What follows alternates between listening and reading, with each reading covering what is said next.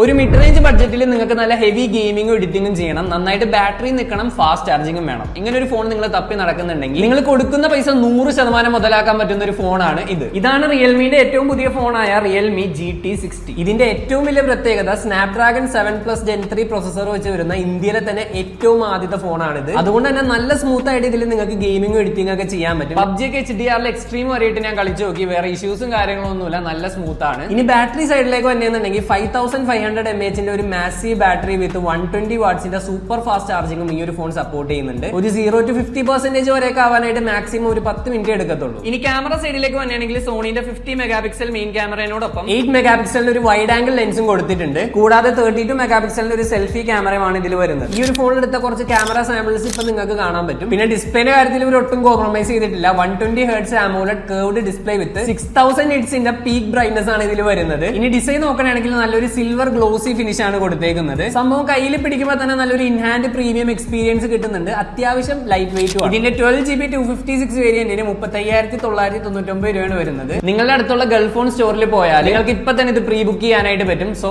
Check out ചെയ്യാം. Gulf phone digital hub, let's connect.